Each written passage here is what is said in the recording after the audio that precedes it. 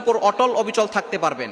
আর যারা ঈমানের উপর অটল অবিচল থাকতে পারে তারাই সবচেয়ে বড় সফলতা অর্জন করতে পারে। যদি আপনি ঈমানের উপর অটল অবিচল থাকতে চান তাহলে 4টি কাজ অবশ্যই করবেন। ঈমান নষ্ট হওয়ার থেকে বাঁচতে 4টি কাজ করবেন। এই 4টি কাজ করলে আপনি ঈমান, আর যারা ঈমান নিয়ে কবরে যেতে পারে আল্লাহ পাক রব্বুল আলামিন তাদেরকে এই দুনিয়ার সমান 10 দুনিয়ার জান্নাত তাদের আমলনামায় দিয়ে দিবেন। এজন্য ঈমান হচ্ছে সবচেয়ে দামি জিনিস। যারা ঈমানের মতো দৌলত পেয়েছে তারাই সাকসেসফুল ম্যান হতে পেরেছে। সুতরাং ঈমান যাতে করে নষ্ট না হয়ে যায়, ওযু যেমন আমরা করতে পারি আবার ওযুটা ভেঙে যায়, ঈমান নষ্ট হওয়ার কিছু কারণ আছে। ঈমান যাতে করে নষ্ট না হয়ে যায় বিষয়ে খেয়াল রাখতে হবে, 4টি কাজ করতে হবে। নাম্বার 1, 1 নাম্বার হচ্ছে চোখের গুনাহ কানের গুনাহ করা যাবে না।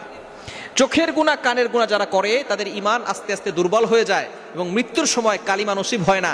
মৃত্যুর সময় তারা ঈমান নিয়ে কবরে যেতে পারে না।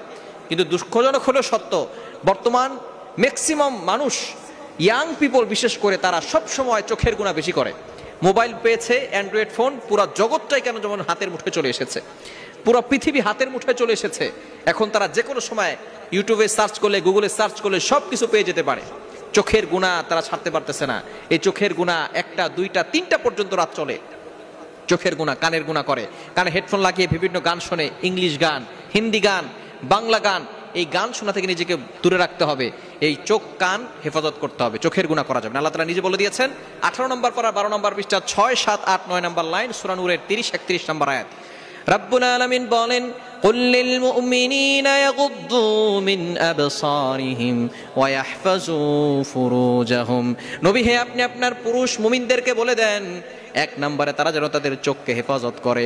কুল লিল মুমিনিনা ইয়াগুদ্দু মিন আবসারিহিম ওয়া ইয়াহফাজু ফুরুজাহুম, তাদের কানকে যেন, লজ্জাস্থানকে যেন হেফাজত করে। 1 নম্বর হচ্ছে চোখ, চোখকে হেফাজত করতে হবে। চোখকে কখনো আপনি এই চোখের মাধ্যমে গুনাহের কাজ করবেন না, চোখের শাটারকে ডাউন করে রাখবেন।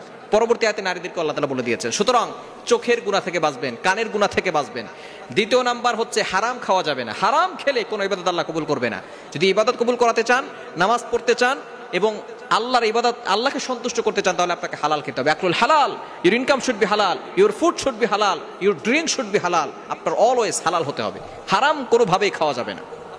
1 নাম্বার হচ্ছে আকলুল হালাল। সুতরাং চোখের গুনাহ করবেন না, কানের গুনাহ করবেন না। 2 নাম্বার হালাল খাবেন, হারাম খাবেন না। 3 নাম্বার নেককারদের সাথে থাকবেন, যারা সত্যবাদী নেককার তাদের সাথে থাকার চেষ্টা করবেন। কেননা সৎ মানুষের সাথে, যদি ভালো মানুষের সাথে থাকেন ভালো মানুষ হবেন, আর যদি বদমাইশের সাথে থাকেন বদমাইশ হবেন। এজন্য বন্ধু চয়ন করবেন ভালো মানুষ, যাদেরকে দেখলে আল্লাহর কথা স্মরণ হয়, যাদেরকে দেখলে কোরআন